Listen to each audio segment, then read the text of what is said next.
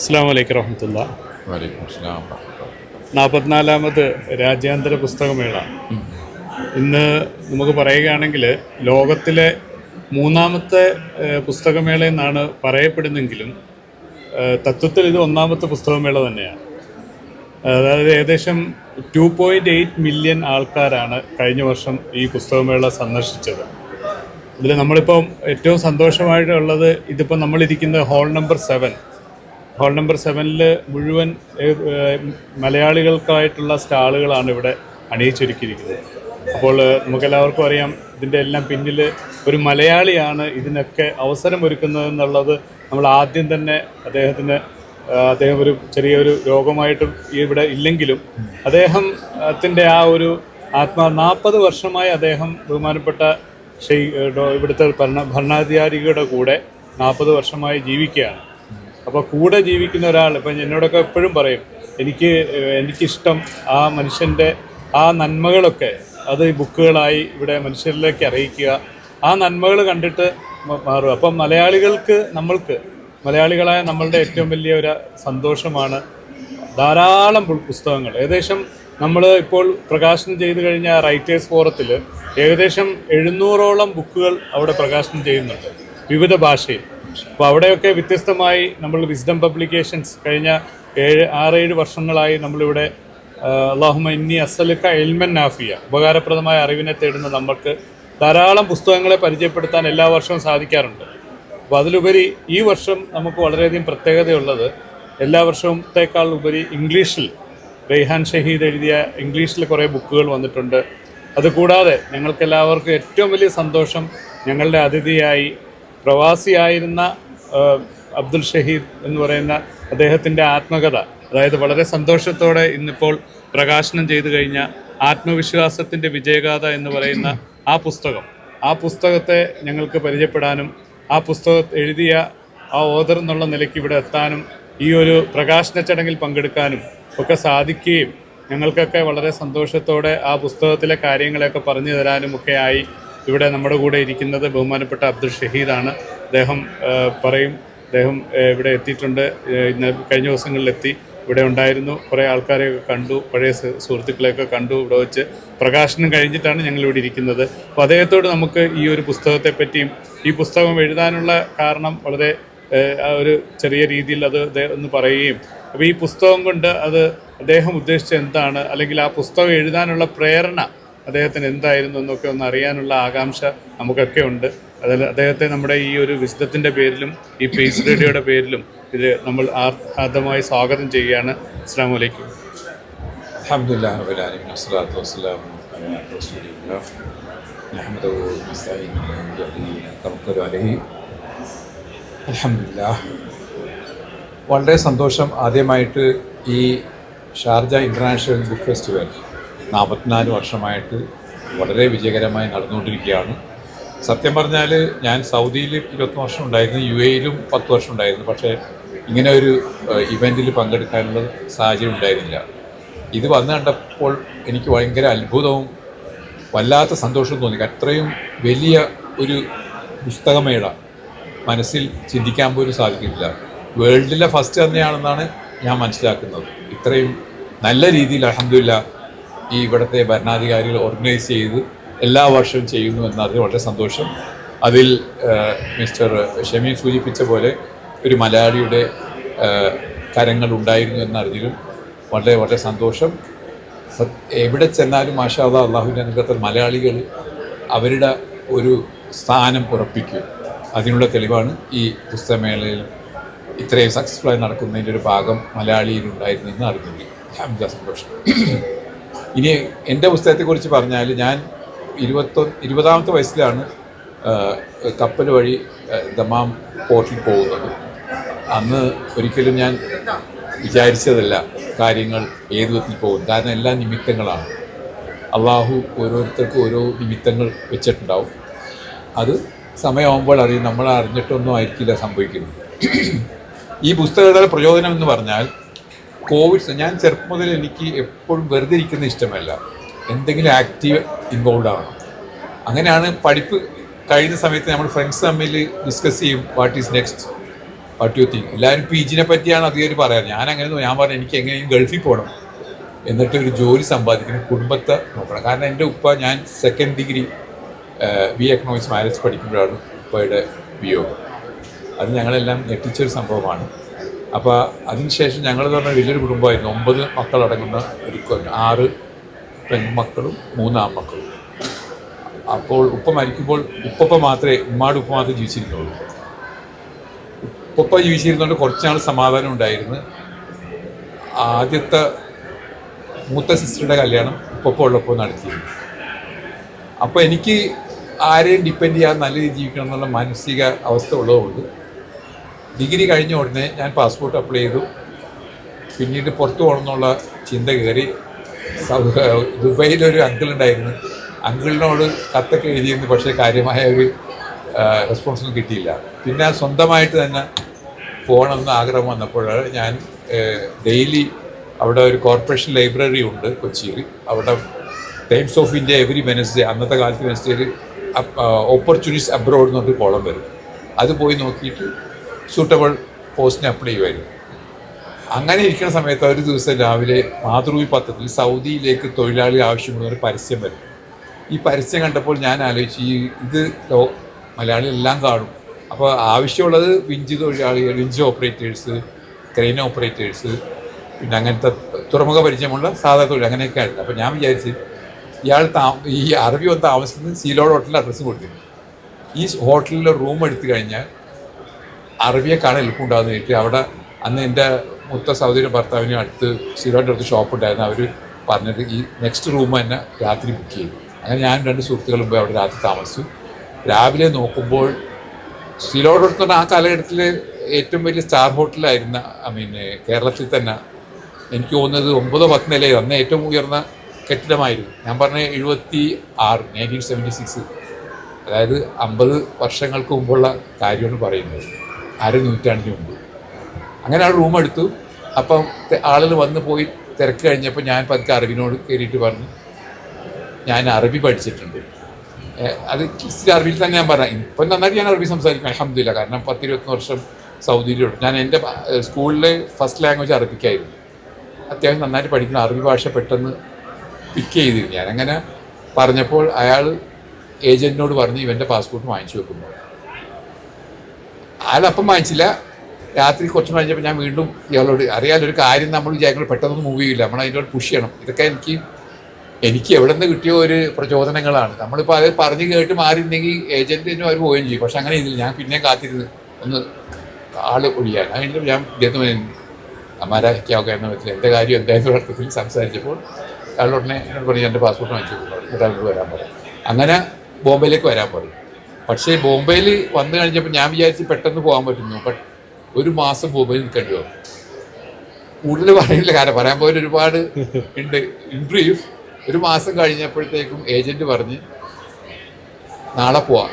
അപ്പോൾ ഞാൻ വെച്ച് എങ്ങനെ കപ്പലിലാണു? ഞാൻ ഞെട്ടിപ്പോയി. കാരണം കപ്പൽ എന്ന് പറഞ്ഞാൽ എനിക്കൊരു 5-6 ദിവസം 6 ദിവസമൊക്കെ എടുക്കും. ഞാൻ പറഞ്ഞ് ഫ്ലൈറ്റിൻ്റെ ടിക്കറ്റ് ഞാൻ തരാം, നമുക്ക് ഫ്ലൈറ്റ്. അപ്പോൾ അയാൾ പറഞ്ഞ് ഇതിൽ ഗ്രൂപ്പ് വിസയാണ്, 124 പേരും ഗ്രൂപ്പ് വിസയിൽ ഒരുമിച്ച് പോകണം. അപ്പോൾ അതുകൊണ്ട് കപ്പലിലാണ്. അപ്പോൾ ഞാൻ കമ്പനി ഒരു ഷിപ്പിംഗ് കമ്പനിയിലാണ് ജോലി എന്നുള്ളതൊക്കെ ഇവർ അറിഞ്ഞിരുന്നു. അവർ ഇൻ്റർവ്യൂ ഒക്കെ നടന്നിരുന്നു. അവിടെ നിന്ന് വേറൊരു അറിവ് വന്ന് ഇൻ്റർവ്യൂ ഒക്കെ നടത്തിയിരുന്നു.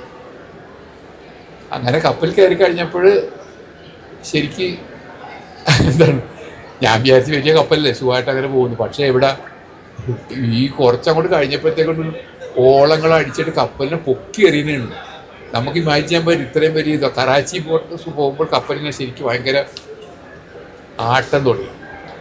അങ്ങനെ എനിക്ക് ഫസ്റ്റ് ഡേ എന്താ രാവിലെ ഭക്ഷണം കഴിച്ചതൊക്കെ ശരിക്കും പൊട്ടിപ്പോകും. അതിന് എന്താണ് സീ സിക്നസ് എന്നാണ് പറയാം. അത് കഴിഞ്ഞ് പിന്നെ സ്മൂത്തായി യാത്ര തുടങ്ങി. സൗദിയിലെത്തി. സൗദിയിലൊരു ഷിപ്പിംഗ് കമ്പനിയിലായിരുന്നു ജോലി. അപ്പോൾ ഞാൻ ചെന്ന ഉടനെ തന്നെ നമ്മുടെ സൂപ്പർവിഷൻ എല്ലാത്തിനും വേണ്ടി ഒരു പാകിസ്ഥാനി വന്നത്. അപ്പോൾ പാകിസ്ഥാനി ഇർഷാദാണല്ലോ. അപ്പോൾ അയാളോട് ഞാൻ പറഞ്ഞു എനിക്ക് കുറച്ച് അറബിയൊക്കെ അറിയാം, അല്ലാതെ ജോലി പരിചയമൊന്നും ഇല്ല എന്ന് പറഞ്ഞു. അപ്പോൾ ഞാനന്ന് വളരെ ചെറുപ്പമാണ്, വെരി ക്യൂട്ട്, 20 വയസ്സുള്ള ഈ എന്നെ നിങ്ങൾക്ക് ഗസ് ചെയ്യാൻ പറ്റില്ല. അദ്ദേഹം നേരെ മാനേജ് ഡയറക്ടറെ അടുത്ത് കൊണ്ടുപോയി. അയാളുടെ അടുത്ത് ഇയാൾ പറഞ്ഞു അറബി അറിയാം. അപ്പോൾ അയാൾ എന്നോട് കണ്ടോണ്ട് ചോദിച്ച് വാട്ട് യു നോ ഇൻ അറബി. ഉടനെ ഞാൻ പറഞ്ഞു ഞാൻ ഐജി ബലൽ ഹിന്ദ്. അത് ഞാൻ കമ്മിങ് ഫ്രം ഇന്ത്യ അന്ന് കുറച്ചും കൂടി അത്രയൊന്നും നന്നായിട്ട് പറയില്ല നീ പറഞ്ഞു. അപ്പോൾ അയാൾക്ക് മനസ്സിൽ എന്തൊക്കെ ആകുമെന്ന് എനിക്ക് അയാൾ നേരെ ഹെഡ് ഓഫീസ് കൊണ്ട് ഇരുത്താൻ പറഞ്ഞു. അങ്ങനെ ഇയാളുടെ ബ്രദറായിരുന്ന ചെയ്യാം അവിടെ കൊണ്ട് അവിടെ ആദ്യമായിട്ട് ഒരു ഓഫീസ് ജോലി അങ്ങനെ തുടങ്ങിയാണ്. ആ ജോലിയിൽ അൽഹംദുലില്ലാ പ്രോഗ്രസീവ് ഗ്രോത്ത് ഉണ്ടായി. പിന്നെ കല്യാണം കഴിഞ്ഞു. അതിന് മുമ്പ് തന്നെ ഞാൻ സൗദി പോകുന്നപ്പോൾ ഹജ്ജ് ചെയ്യാനുള്ള വലിയ ആഗ്രഹം ഉണ്ടായിരുന്നു. അള്ളാഹുവിൻ്റെ അനുഗ്രഹം കൊണ്ട് ആദ്യത്തെ വർഷം തന്നെ ഹജ്ജ് ചെയ്യുക. പിന്നെ അത് കഴിഞ്ഞ് കല്യാണം കഴിച്ച് ഭാര്യയുമായി ഹജ്ജ് ചെയ്തു. പിന്നീട് ഉമ്മാനെ ഹജ്ജിന് കൊണ്ടുവരാൻ അവിടെ സൗദിയിൽ കൊണ്ടുപോകാനാണ് പ്ലാൻ ചെയ്തത്. പക്ഷേ ആ സമയത്ത് ഭയങ്കര സ്ട്രിക്റ്റായിരുന്നു. സൗദികൾക്ക് നമ്മൾക്ക് എല്ലാ സൗകര്യം കമ്പനി ആ സമയത്ത് അക്കോമഡേഷൻ ഉണ്ടായിരുന്നു. കമ്പനി എല്ലാ സപ്പോർട്ടും ചെയ്യുമായിരുന്നു, ഫ്രീ അക്കോമഡേഷൻ ഉണ്ടായിരുന്നു. പക്ഷേ ഇവർ വിസ അങ്ങോട്ട് തരും. ഞാൻ ഡയറക്റ്റ് പോയി ഇവരുടെ ഇമിഗ്രേഷൻ ഓഫീസിൽ വന്ന് അപ്ലിക്കേഷൻ കൊടുത്തപ്പം ആൾ ഇവിടെ ശരിയാവില്ല എന്ന് പറഞ്ഞു. എങ്ങനെ ഉമ്മാക്കൊന്നും കൊടുക്കില്ല. അങ്ങനെ ഞാൻ എമിറേറ്റ്സിൽ പോയി ഇവരുടെ ഗവർണർ നേരിട്ട് പോയി കണ്ടു. അവിടെയും അറബി ഫിറ്റ് ചെയ്തിട്ട് കാര്യങ്ങൾ പറയും. അപ്പോൾ ആ ആപ്ലിക്കേഷൻ അയാൾ എഴുതി ഇഫ് ഇറ്റ് ഈസ് ഫ്രം ഗവർണേറ്റ് നോ ഒബ്ജെക്ഷൻ എഴുതി ലാ മാന ഇതാ മാറാന്ന് പറഞ്ഞിട്ട്, അതായത് അവരുടെ പ്രശ്നം. അതുകൊണ്ട് ഇയാളടുത്ത് വീണ്ടും വന്നപ്പോഴും അയാൾക്ക് ക്ഷീണം. കാരണം ഞാൻ മുകളിൽ ലെവലിൽ പോയല്ല, അതുകൊണ്ടായിരിക്കും അയാൾ പറഞ്ഞ് ഇത് റിയാദിലേക്ക് അയക്കണമെന്ന്. I mean ministry of interior ministry Riyadh. അപ്പോൾ എനിക്ക് മനസ്സിലായി നടക്കുന്ന കാര്യമാണ്. എനിവേ ആ ആഗ്രഹം ശരിയാകത്തോണ്ട് പിന്നീട് ഉമ്മാനെ നാട്ടിൽ നിന്ന് നേരിട്ട് ആ സമയത്ത് എൻ്റെ മൂത്തുമാരുടെ മകളുടെ ഭർത്താവ് ഉമ്മയൊക്കെ വരുന്നുണ്ട്. അവരൊന്നിച്ച് നേരിട്ട് വിളിച്ച് ഉമ്മാനെ ഹജ്ജിന് കൊണ്ടുവന്നു. അൽഹംദുലില്ലാ ആ ഹജ്ജ് കഴിഞ്ഞിട്ട് ഉമ്മ പറഞ്ഞൊരു കാര്യമുണ്ട്. ഉപ്പ ഹജ്ജിന് പോകുമ്പോൾ ഞാൻ നേരത്തെ പറഞ്ഞാണ് ഇവിടെ, പക്ഷേ ഇപ്പം ഇത് വേറെ ലെവലിൽ പോകുകയാണെന്ന് പറയും. തീർച്ചയായിട്ടും ഉപ്പ ഹജ്ജിന് പോകുമ്പോൾ ഞങ്ങളൊക്കെ ചെറിയ കുട്ടികളായിരുന്നു. ഞങ്ങൾ 9 മക്കൾ, അതിൽ 6 പെൺകുട്ടികൾ. പക്ഷെ അന്ന് ഏതാണ്ട് എല്ലാവരും ആയിട്ടില്ല. ഉപ്പ ഹജ്ജിന് കഴിഞ്ഞ ശേഷമാണ് 9 ആവണം. അന്ന് 7 മക്കളുണ്ടായി. ഈ 7 മക്കൾ ഉള്ളതുകൊണ്ട് എല്ലാ കുട്ടികളായതുകൊണ്ട് ഉമ്മാനെ കൊണ്ടുവരും. ഉപ്പ ഹജ്ജിന് കപ്പലിലാണ് പോകുന്നത്. അപ്പം മൂത്തുമ്മയും മുത്താപ്പയും പിന്നീട് ഹജ്ജിന് പോകുന്ന സമയത്ത് ഉമ്മാൻ്റെ അടുത്ത് അനുവാദം ചോദിക്കാൻ വന്നപ്പോൾ ഉമ്മയുടെ മുത്താപ്പ എന്ന് പറഞ്ഞാൽ ഉമ്മയുടെ അമ്മായിയുടെ മകനുമാണ്. അപ്പം എൻ്റെ അറിയുന്നതുകൊണ്ട് ഉമ്മ പറഞ്ഞ് എനിക്ക് ഹജ്ജിന് പോകാൻ വലിയ ആഗ്രഹം ഉണ്ടായിരുന്നു, പക്ഷേ എന്നെ കുട്ടിയെ കൊണ്ട്. അപ്പം മുത്താപ്പ പറഞ്ഞ് ഉമ്മാൻ്റെ പേര് നബീസ ഹജ്ജിന് പോകാൻ ആഗ്രഹം ഉണ്ടെങ്കിൽ 5 വക്തിൽ അള്ളാഹുവിനോട് ദുആ ചെയ്തു, അള്ളാഹു വെച്ചിരുന്നു. അങ്ങനെ ഉമ്മ ഈ 5 വക്തും ദുആ ചെയ്യുമായിരുന്നു. ഇത് എന്നോട് ഉമ്മ പറയുന്നത് ഹജ്ജ് കഴിഞ്ഞിട്ട് ജിദ്ദ എയർപോർട്ടിൽ ഇരിക്കുമ്പോഴും അപ്പോൾ ഉമ്മ എന്നോട് പറയുന്നത് ഇങ്ങനൊരു സംഭവം, അതായത് ഈ കമ്പം. അപ്പം ഞാൻ ആലോചിച്ചു, അതായത് സ്വന്തം ഒരു ആഗ്രഹം അള്ളാഹുവിനോട് മാത്രം എന്നോട് പറഞ്ഞിട്ടില്ല. ഹജ്ജിനോട് ആഗ്രഹം ഉമ്മ ഒരിക്കലും പറഞ്ഞിട്ടില്ല. ഈ അള്ളാഹുവിന് പറഞ്ഞ ആഗ്രഹം അള്ളാഹു എന്നിലൂടെ നിമിത്തമാക്കുക എന്ന് പറഞ്ഞാൽ ഇതിൽ കൂടി സന്തോഷം ഒരു മകൻ എന്താണ്? ഞാനും ഉമ്മയൊക്കെ കുറെ കരഞ്ഞ ആ സമയത്ത്. തീർച്ചയായിട്ടും നമ്മൾക്ക് മനസ്സിലായി ആ വൈകാരികത എത്രമാത്രം ഉണ്ട് എന്നുള്ളതൊക്കെ. അള്ളാഹു അവർക്കൊക്കെ പുറത്തു കൊടുക്കട്ടെ, ജന്നാത്തുൽ ഫിർദൗസ് കൊടുക്കട്ടെ ഉമ്മാക്ക്. അപ്പോൾ നമുക്ക് ഈ ബുക്കുകൾ മുഴുവൻ പറഞ്ഞു കഴിഞ്ഞാൽ പിന്നെ ഇത് വായിക്കാനുള്ള ഇൻട്രസ്റ്റ് ആൾക്കാർക്ക് പോകും. അപ്പോൾ ഇതിനകത്തെ കുറച്ച് കാര്യങ്ങൾ ഞാനും ഫുള്ളായിട്ട് വായിച്ചില്ലെങ്കിലും അതിൻ്റെ ഇടയ്ക്കിടയ്ക്ക് കുറച്ച് കാര്യങ്ങളൊക്കെ ഞാനും വായിച്ച് മനസ്സിലാക്കി. അപ്പം നമുക്കിപ്പം വളരെ സന്തോഷകരമായിട്ട് ഇതിനകത്ത് സ്ത്രീകൾക്ക് വളരെ സന്തോഷമുള്ള ഒരു മെസ്സേജ് ഇതിനകത്തുണ്ട്. കാരണം നമ്മളൊക്കെ എപ്പോഴും ഹൗസ് വൈഫ് എന്ന് പറയുമെങ്കിലും അങ്ങനെ പറയരുത്, ഹൗസ് മാനേജറാണ് എന്ന് പറയുന്ന ഒരു വചനം മാഷാ അല്ലാഹ് നല്ല. അപ്പോൾ കാരണം അവർക്ക് ആ ഒരു സ്ഥാനമാണ് കൊടുക്കേണ്ടതെന്നുള്ളതൊക്കെ ആ ബുക്കിൽ പറയുന്നുണ്ടായിരുന്നു. അപ്പോൾ ഞാൻ ഞങ്ങളിങ്ങനെ പറഞ്ഞു, നബി സല്ലല്ലാഹു അലൈഹി വസല്ലം ഒരു ഹദീസ് ഉണ്ട്, നിങ്ങളൊരിക്കലും മാന്യനാകത്തില്ല നിങ്ങളുടെ ഭാര്യ നിങ്ങളെപ്പറ്റി മാന്യനാണെന്ന് പറയാത്തിടത്തോളം. എത്രമാത്രം വചനം. നമ്മളിപ്പോൾ വലിയ മാന്യനാണ്, നമ്മൾ എല്ലാ നന്മകളിലും മുന്നിലാണ്, പക്ഷെ നമ്മൾ വീട്ടിലെങ്ങനെയാണ് എന്നുള്ള. അപ്പം ഷെയ്ദിക്കയുടെ ആ ഒരു വേഡ് മാഷാ അല്ലാഹ്. അതുപോലെ ഓരോന്നും ഇപ്പോൾ ലോകത്തിലെ ഏറ്റവും വലിയ ധനികൻ ആരാരെന്ന് ചോദിച്ചപ്പോൾ ആർക്കാണോ ഉള്ളതിൽ സംതൃപ്തി അവനാണ്. അതൊക്കെ കോട്ട് ചെയ്തിട്ടാണ് ഈ ബുക്കുകൾ ഇങ്ങനെ എഴുതി പോകുന്നത്. അപ്പോൾ ഇത് നേരത്തെ ടി കെ അഷ്റഫിക്ക ബുക്ക് പ്രകാശന ചടങ്ങിൽ പറഞ്ഞ ഒരു കാര്യമുണ്ട്, വളരെ ഇമ്പോർട്ടൻറ്റ് പോയിൻ്റാണ്. ഒരു ബുക്ക് നമ്മുടെ കയ്യിൽ കിട്ടിയാൽ ആ ബുക്ക് ഈസി ആയിട്ട് നമ്മൾ വായിക്കാം. പക്ഷേ ഞാൻ എൻ്റെ കൂടെ ഒരു അനുഭവം ആ കൂട്ടത്തിൽ പറയുക. കാരണം ഒരു കാര്യം എഴുതി നമുക്കൊന്ന് പ്രസിദ്ധീകരിക്കണമെന്ന് പറഞ്ഞാൽ നമുക്ക് ആഗ്രഹം ഉണ്ടെങ്കിലും, ഇപ്പോൾ അള്ളാഹുവിൻ്റെ അനുഗ്രഹത്താൽ എനിക്ക് അമേരിക്കയ്ക്ക് പോകാനൊരു ചാൻസ് കിട്ടി. അത് കിട്ടിയത് എങ്ങനെയാണെന്ന് വെച്ചാൽ ഞാൻ വർക്ക് ചെയ്ത ഒരു കമ്പനി അമേരിക്കൻ കമ്പനിയാണ്. ആ കമ്പനിയിൽ ഞാൻ ജോയിൻ ചെയ്തതിന് ശേഷം അവിടെ ഒരു കോൺടെസ്റ്റ് നടത്തി. ആ കോൺടെസ്റ്റ് എന്ന് പറഞ്ഞാൽ ഞങ്ങളുടെ 20,000 പേര് വർക്ക് ചെയ്യുന്ന കമ്പനിയാണ്. അപ്പോൾ ഒരു കോൺടെസ്റ്റ് വന്നപ്പോൾ അവർ പറഞ്ഞ് ആരും അത്ര സീരിയസ് ആയിട്ട് എടുത്തില്ല. പക്ഷെ നമുക്ക് ഈ പറഞ്ഞ പോലെ ചെറിയ ഈ ഒരു മനസ്സിൽ ഇതുള്ളതുകൊണ്ട് ഞങ്ങൾ സീരിയസ് ആയിട്ട് എടുത്ത് അങ്ങനെ ഒരു ഇത് എഴുതി. എൻ്റെ ഒരു ഫ്രണ്ട് ആഷിഖാണ് അത് എഴുതി തന്നത്. അപ്പോൾ ഞങ്ങളുടെ അത് വെച്ചിട്ട് ഞാൻ ഇത് എഴുതിയ ഞാൻ കൊടുത്ത ഒരു ക്യാപ്ഷൻ എന്താണെന്ന് വെച്ചാൽ deliver coconut tender coconuts not coconuts. അതായത് നമ്മൾ കൊടുക്കുകയാണെങ്കിൽ അതിൻ്റെ ഏറ്റവും നല്ല എക്സ്ട്രാക്ട്, അതായത് ടെൻഡർ കോക്കനട്ട്സ് അത് കൊടുക്കണമെന്നുള്ള ഒരു ക്യാപ്ഷൻ എഴുതി. അതിനകത്ത് നമ്മളൊരു 2 ഹദീസ്, ഒന്ന് ഈ സംതൃപ്തിയുടെ ഹദീസും പിന്നെ ഒന്ന് നമ്മൾ ഗുഹയിൽ കുടുങ്ങിയ 3 പേരുടെ ചരിത്രമൊക്കെ എഴുതിയപ്പം എന്തോ 3 പേരെ അവർ സെലക്ട് ചെയ്തു. അപ്പോൾ അതിലൊന്ന് ഇന്ത്യയിൽ നിന്ന് ഞാനും, ചൈനയിൽ നിന്ന് വേറൊരാളും, അമേരിക്കയിൽ നിന്ന് വേറൊരാളും. അപ്പോൾ അങ്ങനെ 3 പേരും ഞങ്ങളെ സെലക്ട് ചെയ്തതിന് ശേഷം ഞങ്ങൾ അമേരിക്കയ്ക്ക് പോകാൻ വേണ്ടി എല്ലാം റെഡിയായി കഴിഞ്ഞപ്പം വൈഫ് പറഞ്ഞു ഞാൻ വരുന്നില്ല അമേരിക്കയ്ക്ക്, കാരണം നമ്മുടെ വിചാരം അമേരിക്കയിൽ പോകണേ പറതയൊന്നും ഇടാൻ പറ്റത്തില്ല അവിടെ അങ്ങനെ. പക്ഷേ വൈഫ് പറഞ്ഞു. അപ്പം ഞാൻ എൻ്റെ ഒരു കസിനുണ്ട് അവിടെ, കസിനെ വിളിച്ചിട്ട് ഞാൻ പറഞ്ഞ് ഇതുപോലെ വൈഫ് വരുന്നു. അപ്പോൾ അവർ പറഞ്ഞു നിങ്ങളെന്താ ഞങ്ങളെപ്പറ്റി വിചാരിച്ചത്, നിങ്ങളിവിടെ ഒന്ന് വന്ന് നോക്ക് ഞങ്ങളെങ്ങനെയാണ് ജീവിക്കുന്നത്. അപ്പോൾ അതായത് നമ്മൾ അക്ഷരാർത്ഥത്തിൽ ഞെട്ടിപ്പോയി. അവിടെ അമേരിക്കയിൽ അവിടെ ചെന്ന് ഇറങ്ങിയപ്പോൾ അവർ നോക്കുമ്പോൾ അവർ അപായമൊക്കെ ഇട്ട് ഒരു മോൻ പറഞ്ഞു ഉസ്താദ് വന്ന് ഞാൻ പോവാന്ന് മക്കളുടെ കൂടെ കളിച്ചോണ്ടിരിക്കും. എവിടെ ഉസ്താദ് നോക്കുമ്പോൾ സ്കൈപ്പിലാണ്, അന്നൊക്കെ ഉസ്താദ് സ്കൈപ്പിലാണ് വന്നിരിക്കുന്നത്. അപ്പോൾ 4 കിലോമീറ്റർ നമുക്ക് ജമാഅത്ത് നിസ്കരിക്കാൻ പള്ളിയിൽ പോകണം. അപ്പോൾ രാവിലെ 4 മണിക്ക് നമ്മൾ കേൾക്കുന്ന അവിടുത്തെ വീട്ടുകാരൻ ഖുർആൻ ഓതുന്ന. അപ്പം നമ്മളെക്കാട്ടിലും വലിയ ആത്മീയ, കാരണം അവിടെ അവൈലബിലിറ്റി കുറവാണ്. നമ്മൾ മനസ്സിലാക്കുന്ന ഒരു കാര്യമാണ്, നമുക്ക് എല്ലാം നമ്മുടെ കൈത്തുമ്പിലുണ്ടെങ്കിൽ നമ്മൾ അതിന്. പക്ഷെ അതൊക്കെ ഒരു യാത്രയായിരുന്നു. 14 മണിക്കൂർ ഫ്ലൈറ്റിൽ ഫ്ലൈറ്റിൽ പോകുമ്പോൾ ഈ ഫ്ലൈറ്റ് താഴോട്ട് പോലും പോവുമോ? കാരണം നമുക്ക് ആദ്യത്തെ യാത്രയല്ലേ. നമ്മളൊരു 3.5 മണിക്കൂർ യാത്ര ചെയ്യുമ്പോൾ തന്നെ നമ്മൾ ഇത് ചെയ്യും. ഇപ്പോൾ ഡയറക്റ്റ് ദുബായിൽ നിന്ന് അറ്റ്ലാന്റ എയർലൈൻ പോയത് ഇവിടെ അറ്റ്ലാന്റയിലേക്കാണ് പോയത്. അപ്പം അവിടെ പോയി. അപ്പോൾ ഈ ഫ്ലൈറ്റിലൊക്കെ പോകുമ്പോൾ നമ്മുടെ ഈ ഫ്ലൈറ്റിലൊക്കെ ഇരിക്കുന്ന ആൾക്കാർ എണ്ണീറ്റ് നടുവൊക്കെ അവർക്കൊരു എക്സസൈസൊക്കെ അതിനകത്തുണ്ട്. അപ്പം വളരെ രസകരമായൊരു യാത്രയായിരുന്നു. അവിടെ കമ്പനിയുടെ ഇതിലാകുമ്പോൾ ഞങ്ങൾ ഫാമിലി, അപ്പോൾ ആദ്യം ഉദ്ദേശിച്ച് എന്നെ മാത്രം, പിന്നെ അവർ ഫാമിലി ഇൻവൈറ്റ് ചെയ്തു. എൻ്റെ 2 മക്കളും ഞാനിവിടെ പോയി. അവിടെ ഇറങ്ങി അവർ കമ്പനിയുടെ ചിലവിൽ താമസിച്ച്, പിന്നെ അതിനുശേഷം ന്യൂയോർക്ക്, പിന്നെ അതിനുശേഷം നയാഗ്ര ഫോൾസ് അതൊക്കെ ഒന്ന് കാണാനും ഒക്കെ ഉള്ളൊരു ഭാഗ്യമുണ്ടായി. അപ്പോൾ എന്നിട്ട് ഞാൻ പറഞ്ഞു വന്നത് ഈ കാര്യങ്ങളെല്ലാം കൂടെ ഞാൻ കണ്ട അമേരിക്ക എന്ന് പറഞ്ഞ് ഞാനൊരു ബുക്ക് എഴുതി. പക്ഷേ അന്നത്തെ സമയത്ത് ജോർജ് ബുഷിൻ്റെ അമേരിക്കയോട് ഭയങ്കര വിരോധമുള്ളൊരു സമയമാണ്. അത് കാരണം ആ ബുക്ക് പ്രസിദ്ധീകരിക്കാതെ ഞാനത് എഴുതി വെച്ച് ഇന്ന് പ്രസിദ്ധീകരിച്ചിട്ടില്ല. അപ്പോൾ ഞാൻ പറഞ്ഞു വന്ന് ഇത്രയേ ഉള്ളൂ, ഒരു ബുക്ക് അത് എഴുതി പ്രസിദ്ധീകരിക്കണമെങ്കിൽ അതിന് എത്രമാത്രം എഫേർട്സ് ഉണ്ടെന്നുള്ളത് അബ്ദുഷാദിക്ക അതിൻ്റെ ഓരോ വരികളിലൂടെ നമ്മൾ വായിക്കുമ്പോൾ അറിയാം. പിന്നെ അബ്ദുഷാദിക്കയുടെ അബുദാബി ജീവിതം അത് വളരെ രസകരമായിരുന്നു.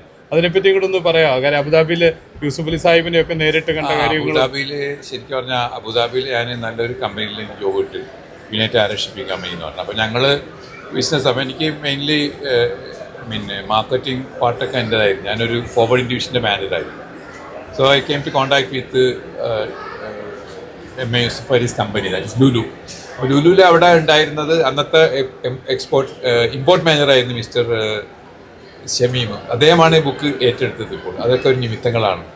അപ്പോൾ ഷമീമായിട്ട് പരിചയപ്പെട്ട് ഷമീം അവിടെ എല്ലാ വർഷവും ഈ ഇഫ്താർ ഉണ്ടാവും 5 സ്റ്റാർ ഹോട്ടൽ വെച്ച്. എല്ലാ സ്ഥലവും എൻ്റെ കമ്പനി റെപ്രസെൻ്റ് എന്നെ ഇൻവൈറ്റ് ചെയ്യും. ഞാൻ പോകാറുണ്ടായിരുന്നു. അപ്പോൾ ആ പോകുമ്പോൾ ശരിക്കും പറഞ്ഞാൽ എല്ലാ വ്യക്തിയെയും പേഴ്സണലായിട്ട് യൂസുഫ് അലി സാഹിബ് റിസീവ് ചെയ്യും. അതൊരു ക്വാളിറ്റിയാണ്. വരുന്നവർ ഓരോരുത്തരെയും പേഴ്സണലായിട്ട് റിസീവ് ചെയ്യുമായിരുന്നു. അത് കഴിഞ്ഞതിന് ശേഷം എത്ര വർഷം മുമ്പ് അത്? ഇതിപ്പം 2006-07 കാലഘട്ടം. ഞാൻ 12 ഞാൻ പോകുന്നു.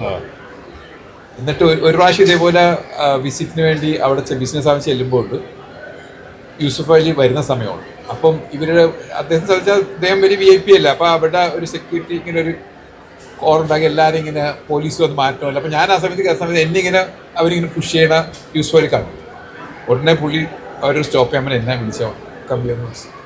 എന്തോ നമ്മളൊരു അറിയാമല്ലോ ഒരു വൈബ് അദ്ദേഹത്തിന് വിളിച്ചിട്ട് വന്നിട്ട് ചോദിച്ച് എന്താണ് താങ്കൾ. അപ്പം ചെന്നിട്ട് ഞാനോട് അസ്സലാമു അലൈക്കും കൈഫൽ ഹാൽ എന്ന് ചോദിച്ചു. പുള്ളി രണ്ടായി പ്രതീക്ഷയില്ല അറബിയിൽ ഇങ്ങനെ ചോദിക്കുന്നു. കൈഫൽ ഹാൽ ഞാൻ കൂടായിട്ട് ചോദിച്ചു. അൽഹംദുലില്ലാ. അതുകൊണ്ട് പുള്ളി എന്നെ കൈ പിടിച്ചിട്ട് ലിഫ്റ്റിലോട്ട് കയറാം. അപ്പം ഞാൻ പറഞ്ഞില്ല, ഞാൻ ഇതിലാണ് മെസൈൻ ഫ്ലോറിലാണ് എനിക്കറിയാം, അവിടെ ലിഫ്റ്റ് നിൽക്കില്ല എന്ന് പറഞ്ഞിട്ട് ഞാൻ സന്തോഷത്തോടെ ഇത് ചെയ്ത് പുള്ളി ചോദിച്ച് എന്തിനു വന്ന കാര്യം. അപ്പോൾ ഞാൻ പറഞ്ഞു കൊടുത്ത് ഞാൻ ഷിപ്പിങ്ങായിട്ട് ബന്ധപ്പെട്ടാണ് ഷമീമിനെ കാണാൻ വന്നതെന്നൊക്കെ പറഞ്ഞ് തിരിച്ചുപോയി. അപ്പോൾ എനിക്ക് ഇതിൻ്റെ സന്തോഷം വെച്ചാൽ ഇത്രയും വലിയ വ്യക്തിയായിട്ട് അദ്ദേഹത്തിന് മൈൻഡ് ചെയ്യേണ്ട ആവശ്യമില്ല. ഞാൻ അങ്ങോട്ട് മാറ്റി അവർ വെയിറ്റിൽ പോട്ടെ. പുള്ളിയുടെ ഞാൻ പിന്നീട് മനസ്സിലാക്കി ഇദ്ദേഹത്തെ ഞാൻ എപ്പോഴും കണ്ടു. വളരെയധികം ജനകീയമായിട്ടുള്ള വ്യക്തിയാണ്. ആളുകളുടെ ഈവൻ എംപ്ലോയീസിൻ്റെ തന്നെ കാര്യം എല്ലാ കാര്യങ്ങളിലും പുള്ളി ശ്രദ്ധ ചില സ്ഥലങ്ങളിൽ നമ്മൾ അത്ഭുതപ്പെട്ടു പോകും. ആളുടെ പേരുകൾ പുള്ളി ശരിക്കറിയാം. അത്രത്തോളം നല്ലൊരു വ്യക്തിയാണ് അദ്ദേഹം. അപ്പം ഈ ഒരു ഇൻസിഡൻറ്റ് എനിക്ക് വളരെയധികം അതുകൊണ്ടാണ് അള്ളാഹു അദ്ദേഹത്തെ കൊണ്ട് ബർക്കത്ത് ചെയ്തത്. ഞാൻ അവിടെ ഉണ്ടായിരിക്കുമ്പോൾ ഒരു 100ാമത്തെ സൂപ്പർ മാർക്കറ്റ് ഇനാഗ്രേഷൻ ആയിരുന്നു. ഇപ്പം ഞാൻ ഇവിടെ വന്ന് കഴിയുമ്പോഴത്തേക്ക് കൂടി 200 കഴിഞ്ഞു, അൽഹംദുലില്ലാ. അപ്പോൾ എന്ത് വളർച്ചയാണ് അവരുടെ, അൽഹംദുലില്ലാ. അതൊക്കെ നല്ലൊരു ഇൻട്രസ്റ്റിംഗ് ഇൻസിഡൻ്റ് ആയിരുന്നു എൻ്റെ ജീവിതത്തിൽ. അതുപോലെ പിന്നെ കോളേജ് ജീവിതം അതോടെ നമുക്കൊന്ന് പ്രതിപാദിക്കണമല്ലോ. കോളേജ് ജീവിതത്തെ പറ്റി ഞാൻ ഈ ബുക്ക് വായിച്ചായിരുന്നു, മഹാരാജാസ് കോളേജിലെ ആ ജീവിതമൊക്കെ. മാഷാ അല്ലാഹ്, അത് വളരെ ഇൻട്രസ്റ്റഡ്. അത് മമ്മൂട്ടിയൊക്കെ ഞാൻ പ്രീതിക്കുമ്പോൾ മമ്മൂട്ടി എൻ്റെ സീനിയറായിരുന്നു. മമ്മൂട്ടി ഡിഗ്രിക്ക് ഉണ്ടായിരുന്നു. പക്ഷേ അന്ത കാലത്ത് മമ്മൂട്ടി അല്ലായിരുന്നല്ലോ, ജസ്റ്റ് ഒരു വ്യക്തിയാണ് മമ്മൂട്ടി എന്ന നിലക്ക്. അപ്പോൾ അത് നമ്മളൊന്നും അങ്ങനെ ഒരിക്കലും അങ്ങനെ കണ്ടിട്ടില്ല. പിന്നീട് വർഷങ്ങൾക്ക് ശേഷം ഞാൻ ഇവിടെ യുഎഇയിൽ നിന്ന് വിട്ട് നാട്ടിൽ വരുമ്പോൾ അവിടെ ഒരു മഹാരാജി എന്ന് പറഞ്ഞൊരു കലോത്സവം ഉണ്ടായിരുന്നു. അന്ന് എല്ലാവരും എന്നെ ക്ഷണിച്ചിരുന്നു. ഞാൻ 5 വർഷം ഉണ്ടായത്, ഒരു പ്ലസ് പോയിന്റ് പ്രീ ഡിഗ്രിയും ഞാൻ അവിടെ പഠിച്ചു. മമ്മൂട്ടിയൊക്കെ 3 വർഷം ഉണ്ട്, ഡിഗ്രിക്ക് മാത്രമേ ഉണ്ടായിരുന്നുള്ളൂ, പ്രീ ഡിഗ്രിയൊക്കെ വേറെ സ്ഥലത്തായിരുന്നു. അപ്പം ഈ 5 വർഷം പഠിച്ചുകൊണ്ട് ആ കാലം ഒരുപാട് വ്യക്തികളെ എനിക്കായിരുന്നു. അപ്പം അന്ന് വന്ന സമയത്ത് ഞാൻ ഞാൻ നേരെ മമ്മൂട്ടി എടുത്താൽ ഞാൻ നേരെ സ്റ്റേജിൽ കയറ്റി മമ്മൂട്ടി റിസീവ് ചെയ്യാനുണ്ട്. മമ്മൂട്ടി ഉണ്ടായിരുന്നു, പിന്നെ വേറെ മിനിസ്റ്ററൊക്കെ അവിടെ അക്കാഡമി വേറെ മിനിസ്റ്ററൊക്കെ ഉണ്ടായിരുന്നു, രവി മറ്റെന്താണ് വയലാർ രവിയൊക്കെ ഉണ്ട്. അവരൊക്കെ ഞാൻ റിസീവ് ചെയ്തു. അവരൊക്കെ എന്നെ ഞാനെന്തോ പരിചയമുള്ള ഇങ്ങനെ പൊളിറ്റീഷ്യൻ്റെ ഐഡിയ ആണല്ലോ. എന്നിട്ട് മമ്മൂട്ടി ഒരു ഫോട്ടോ ഞാൻ എടുക്കുന്ന സമയത്ത് അതാരോ വേറെ ആരോ എടുത്തിട്ട് മമ്മൂട്ടിനെ ഞാൻ എടുക്കണതിൻ്റെ ഇട്ടിരുന്നില്ല. അപ്പോൾ അതൊക്കെ ഒരു അനുഭവമായിട്ട് നല്ലൊരു എക്സ്പീരിയൻസ് ആയിട്ട് തോന്നി എനിക്ക്. പിന്നെ അതുകൂടാതെ ഞാൻ ഇതിൽ പഠിക്കുമ്പോൾ മറ്റേ പ്രീ ഡിക്കുമ്പോൾ ഞങ്ങളൊരു മാഡം ഉണ്ട്, നസീം മാഡം എന്ന് പറയും, എൻ്റെ ലക്ഷ്യമാണ് വേൾഡ് ഹിസ്റ്ററിയുടെ. അവരുമായിട്ട് നല്ല റിലേഷനായിരുന്നു. അത് കഴിഞ്ഞ് കോളേജിൽ സാധാരണ ഈ മാഡം വരുമ്പോൾ അദ്ദേഹത്തിൻ്റെ നസീം മാഡൻ്റെ ഹസ്ബൻഡ് യാക്കൂബ് സേഡ് എന്ന് പറഞ്ഞ ജക്കൂനെ ഞങ്ങൾ വിളിക്കും, കൊച്ചിക്കാരനായിരുന്നു. അവർ ഫിഷറി ബിസിനസ്സിൽ ആണ്. ആ മാഡം ചിലപ്പോൾ ഡ്രോപ്പ് ചെയ്യാൻ വേണ്ടി ജക്കു കാറിൽ വരും, പിക്കാനൊക്കെ വരും ചിലപ്പോൾ. അപ്പോൾ ആ സമയത്ത് ഈ മമ്മൂട്ടി കുറേ കാലം കഴിഞ്ഞിട്ട് മഹാരാജസിൽ വന്ന് അന്നത്തെ ഒരു പ്രിൻസിപ്പളായിട്ട് ഒരു ഇൻ്റർവ്യൂ ഉണ്ടായിരുന്നു. അപ്പോൾ ആ പ്രിൻസിപ്പളോട് പറഞ്ഞ് മമ്മൂട്ടി ഞാൻ വേറെ സ്ഥലത്ത് വായിച്ചാണ്. അപ്പം മമ്മൂട്ടി ആ പ്രിൻസിപ്പളോട് നസീം മാഡമായിട്ട് തന്നെ ഇൻ്റർവ്യൂ ഉണ്ടായിരുന്നു. അപ്പോൾ നസീം മാഡനോട് പറയുകയാണ്, നിങ്ങൾ അവിടെ ഞാൻ പഠിക്കുന്ന സമയത്ത് മാഡമിനെ ചിലപ്പോൾ പിക്കാൻ വേണ്ടി ഹസ്ബൻഡ് വരാറുണ്ട്, ഹസ്ബൻഡ് ഗ്ലാമർ കണ്ടെടുത്ത് നമ്മൾ നോക്കിയെടുക്കുമായിരുന്നത്. ജക്കു സത്യം പറഞ്ഞാൽ ഇപ്പോഴും വയസ്സായെങ്കിലും ഞങ്ങൾ വളരെ ക്ലോസ്, എൻ്റെ മോൻ്റെ കല്യാണത്തേക്ക് വന്നു. ജക്കു വയസ്സായെങ്കിലും നല്ല സിൽക്കി ഹെയർ ആണ്, but still he looks very handsome. അപ്പോൾ ഞാൻ പറഞ്ഞു, അന്നും മമ്മൂട്ടി പറഞ്ഞ ജക്കു ഇപ്പോഴും അതേപോലെ ഹാൻഡ്സം ആയിരിക്കും. ജക്കു ആ ബുക്കൊക്കെ വായിച്ചിട്ട് വളരെ ശരിക്കും സന്തോഷിക്കും. എന്തായാലും ഇതുപോലെ നമുക്കിപ്പം ഞാൻ പറയാം, നമ്മളൊക്കെ ഒരു കാലത്ത് ഈ ഒരു ജാഹിലിയ കാലം എന്നൊക്കെ പറയുന്നൊരു കാലം ഉണ്ടല്ലോ, നമുക്ക് ഒന്നും അറിയത്തില്ല. പക്ഷെ അതിൽ നിന്നൊക്കെ മാറി ഇന്ന് ഇപ്പം അള്ളാഹുവിൻ്റെ അനുഗ്രഹത്താൽ നമ്മൾക്ക് ഇങ്ങനെയുള്ള ബുക്കുകൾ വായിക്കാനും അതിൽ നിന്ന് ധാരാളം കാര്യങ്ങൾ പഠിക്കാനും ആ പഠിച്ചത് നമ്മളുടെ ബുക്കുകളിലേക്കൊക്കെ തൂലിക കൊണ്ട് നമ്മൾ എഴുതുകയും ചെയ്യുമ്പോൾ നമുക്കറിയാം, നമ്മൾ മരണപ്പെട്ട് കഴിഞ്ഞാലും സദഖത്തുൻ ജാരിയ എന്നറിയപ്പെടുന്നതാണ് നമ്മളുടെ ഇൽമ്. നമ്മൾ എല്ലാ ദിവസവും രാവിലെ അല്ലാഹുമ്മ ഇന്നി അസ്അലുക ഇൽമൻ നാഫിയ, ഉപകാരപ്രദമായ അറിവിനെ തേടുന്ന നമ്മൾക്ക് ഈ വിസ്ഡം പബ്ലിക്കേഷൻസിൻ്റെ ഏറ്റവും വലിയൊരു പ്രത്യേകത, ഇപ്പം ഞാനൊരു പഴയ സിനിമാ നടനായിരുന്നു, പണ്ടൊക്കെ പാട്ടുകാരനായിരുന്നു, പണ്ട് ആ ഒരു കാലഘട്ടം ഉണ്ടായിരുന്നു. അപ്പോൾ അവിടെ നിന്നിട്ട് എൻ്റെ ഏറ്റവും അടുത്ത ഫ്രണ്ട് അന്നും ഇന്നും പാട്ട് പാടുന്ന അഫ്സലൊക്കെയാണ്. വളരെ നല്ല ക്ലോസ് ഫ്രണ്ട് അഫ്സലൊക്കെ ആയിട്ട്. അപ്പം അഫ്സൽ ഇവിടെ വരുമ്പോൾ നേരെ അഫ്സലിനെ ഞാൻ കൊണ്ടുവന്നത് മലയാളത്തിൽ കുത്തുബ കേൾക്കാനാണ്. അപ്പോൾ അവിടെ ചെല്ലുമ്പോൾ അന്നത്തെ കുത്തുബയുടെ വിഷയം വിശുദ്ധ ഖുർആൻ അള്ളാഹുവിൻ്റെ കലാമും മ്യൂസിക് ഇബിലീസിന്റെ കലാമുമായി. അപ്പോൾ അഫ്സൽ എന്നോട് ചോദിക്കും, നിങ്ങൾ ഹുസൈൻ സൽഫിയോട് പറഞ്ഞോ ഞാനിങ്ങനെ വരുന്നു? അപ്പോൾ ഞാൻ പറഞ്ഞു വന്ന്, നമ്മളെ സംബന്ധിച്ചിടത്തോളം നമ്മൾ ബന്ധങ്ങൾ കീപ്പ് ചെയ്യുന്നതിനോടൊപ്പം തന്നെ ഇപ്പം നമ്മളെ എല്ലാ മതസ്ഥരുമായിട്ടും വളരെ സന്തോഷത്തോടെ കഴിയുന്ന നമ്മുടെ നാട്ടിൽ ഇപ്പോൾ എൻ്റെ ഏറ്റവും അടുത്ത സുഹൃത്തുക്കളൊക്കെ കണ്ണനും ബാലനും അലക്സും കോളേജിൽ പഠിക്കുമ്പോൾ അവരൊക്കെ ആയിട്ട് ഇന്നും ഇപ്പം സിനിമാ നടൻ ജയറാമിൻ്റെ വൈഫൊക്കെ എൻ്റെ ക്ലാസ്മേറ്റാണ്. പക്ഷെ ഇന്നും നമ്മൾ ആ ബന്ധം കീപ്പ് ചെയ്യുന്നുണ്ട്. പക്ഷേ അതേസമയം നമുക്ക് കിട്ടിയ ആ ഇൽമ അനുസരിച്ച് നമ്മൾ ജീവിക്കാൻ തുടങ്ങുമ്പോഴാണ് നമ്മൾ സമൂഹത്തിന് വേണ്ടി എന്തെങ്കിലുമൊക്കെ ചെയ്യുന്നത്. അപ്പോൾ ഓരോ വായനയും വീണ്ടും വീണ്ടും വായിക്കാൻ പ്രേരിതമാകുന്ന ഈ വിശുദ്ധ ഖുർആൻ, അതാണല്ലോ you and your book, between you and you book എന്ന് പറയുമ്പോൾ നമ്മളെ സംബന്ധിച്ച് ആ വിശുദ്ധ ഗ്രന്ഥമാണ്. ആ വിശുദ്ധ ഗ്രന്ഥത്തിൻ്റെ രചയിതാവായിരുന്നു ഇന്ന് നമ്മുടെ വേദിയിലുണ്ടായിരുന്ന ബഹുമാനപ്പെട്ട കുഞ്ഞു മുഹമ്മദ് പറപ്പൂർ. അപ്പം നമ്മുടെ പണ്ഡിതന്മാരുടെ ആ ഒരു ബുക്കുകൾ ഇപ്പോൾ TK അഷ്റഫ് സാഹിബ് നമുക്കറിയാം, ഇന്ന് കേരളത്തിൽ ഏതൊരു വിഷയങ്ങൾ എന്ന് വന്നാലും നമുക്ക് ഏത് വിഷയങ്ങൾ വരുമ്പോഴും അദ്ദേഹം അതിൻ്റെതായ കൃത്യമായ വശങ്ങളെ പറ്റി പ്രതിപാദിക്കുന്നുണ്ട്. അല്ലെങ്കിൽ പെട്ടെന്ന് തന്നെ സൂംബ ഡാൻസ് വന്നപ്പോൾ തന്നെ അദ്ദേഹം ഫേസ്ബുക്കിലൂടെ പറഞ്ഞു അത് നമുക്ക്. അപ്പോൾ അങ്ങനെ ധാരാളം കാര്യങ്ങളിൽ വിസ്ഡം ഇടപെടുന്നുണ്ട്. അപ്പോൾ എന്തായാലും ഇതുപോലെയുള്ള ബുക്കുകൾ അപ്പോൾ നമുക്ക് തരുമ്പോൾ ഇതുപോലെയുള്ള ഈ ഷാഹിദിക്കയുടെയൊക്കെ വലിയ അറിവിൻ്റെ ആ ഒരു കേദാരമാണ് ആ ബുക്കിൽ നമുക്ക് പ്രതിപാദിക്കുന്നത്. അപ്പോൾ ആ ബുക്കുകൾ വായിക്കുമ്പോൾ തീർച്ചയായിട്ടും ഈ ഒരു മാറ്റം അല്ലെങ്കിൽ ഇങ്ങനെയൊക്കെ എഴുതി മാറിക്കഴിഞ്ഞപ്പോൾ വ്യക്തിപരമായിട്ടും കുടുംബപരമായിട്ടും നമുക്കെല്ലാവർക്കും ആ ഒരു മാറ്റം ഉണ്ടാവും. അപ്പം നമുക്ക് അവസാനിപ്പിക്കുന്നതിന് മുമ്പ് ഷാഹിദിക്കയുടെ കുടുംബത്തെ പറ്റി ഒന്നും കൂടെ ഒന്ന് പറയുകയാണെങ്കിൽ വളരെ നല്ലതാണ്. അല്ല, വേറൊരു കാര്യം കൂടി ഞാൻ സൂചിപ്പിക്കാൻ ഉദ്ദേശിച്ചത് ഈ ഇണകളെ പറ്റി, അതായത് നിങ്ങൾ നേരത്തെ പറഞ്ഞല്ലോ ഹോം മാനേജർ എന്ന് പറയുന്ന കാര്യം. അതായത് പൊതുവെ ഒരു ധാരണ ഉണ്ട്, മുസ്ലിംസ് സ്ത്രീകളെ വീട്ടിലിരുത്തുകയാണ്, അല്ലെങ്കിൽ അവരെ അങ്ങനെ പുരോഗമനവാദി ആക്കുന്നില്ല എന്നുള്ളത്. പക്ഷേ ഇസ്ലാമിൽ അതായത് ഒരു വാക്ക്, അതായത് ഇപ്പം നമ്മൾ ഹസ്ബൻഡ് ആൻഡ് വൈഫ്, മലയാളത്തിൽ ഭാര്യ ഭർത്താവ്. ഭർത്താവ് എന്ന് പറഞ്ഞാൽ ഭരിക്കുന്നവൻ, ഭാര്യ എന്ന് ഭരിക്കപ്പെടേണ്ടവൻ, മലയാളത്തിലെ വേർഡാണ്. അറബി ഭാഷയിൽ സൗജ് സൗജ, അതായത് ആ ഒരു ലിംഗ്വിസ്റ്റിക് ഡിഫറൻസ് മാത്രമേ ഉള്ളൂ. ആണ് പെണ്ണ് നോക്കാം, ഭർത്താവിന് സൗജെന്നും ഭാര്യയ്ക്ക് സൗജ. ശരിക്കും പറഞ്ഞാൽ ഇണ എന്നാണ് പറയുന്നത്. ഈ ഇണ എന്ന് പറയാൻ കാരണം രണ്ടുപേരെയും ഇസ്ലാം ആണും പെണ്ണും ശരിക്കും പറഞ്ഞാൽ പല കാര്യം തുല്യമാണ്. വ്യത്യസ്ത വേദികളിൽ ആണുങ്ങൾക്ക് മുൻതൂക്കം കൊടുക്കുന്നത് അത് ജീവിതശൈലിയിൽ ഖുർആൻ അവതരിപ്പിച്ച മനുഷ്യ സഹജമായി ജീവിക്കേണ്ട ചില സാഹചര്യങ്ങൾ അള്ളാഹുവിന് സൃഷ്ടിച്ച സൃഷ്ടാവിന് അറിയാവുന്ന കാര്യങ്ങൾക്ക് വേണ്ടി മാത്രമല്ലാതെ ഒരു സ്ഥലത്തും, അതായത് പല സ്ഥലങ്ങളും പറഞ്ഞിട്ടുള്ളത് സ്ത്രീ ആകട്ടെ പുരുഷനാകട്ടെ നന്മ ചെയ്താൽ അവർക്ക് അതിനൊരു പ്രതിഫലം ഉണ്ടാകും. അതിൽ ഒരു പിന്നെ എന്താണ് അങ്ങനെയൊന്നുമില്ല, ഇൻഫീരിയോറിറ്റി കോംപ്ലക്സ് ഒന്നുമില്ല. അപ്പോൾ അത് ഇപ്പം തന്നെ ശ്രദ്ധിച്ചിട്ടുണ്ട്. എനിക്ക് ആൾക്ക് അറിയാൻ കാരണം വെച്ചാൽ പല ആൾക്കാരോട് ചോദിക്കുമ്പോൾ, ഭാര്യ ജോലിക്ക് പോകാത്ത ആൾക്കാരോട് ചോദിക്കുമ്പോൾ എന്ത് ചെയ്യുന്ന വൈഫ് എന്ന് വെച്ചാൽ പറഞ്ഞാൽ അവർ പറയും ഹൗസ് വൈഫ്. ഞാൻ പറയാറില്ല, എനിക്ക് കേൾക്കുമ്പോൾ ഇരുത്തിയിട്ടില്ല. കാരണം സ്ത്രീകൾ എന്ന് പറഞ്ഞാൽ അവർ രാവിലെ മുതൽ വൈകുന്നേരം വരെയും വീട്ടിൻ്റെ എല്ലാ കാര്യങ്ങളും, കുട്ടികളുടെ കാര്യങ്ങളായിട്ട് ഭർത്താവിൻ്റെ എല്ലാം നോക്കി നടത്തുന്ന ഒരു വലിയൊരു ചടങ്ങാണ് ചെയ്യുന്നത്.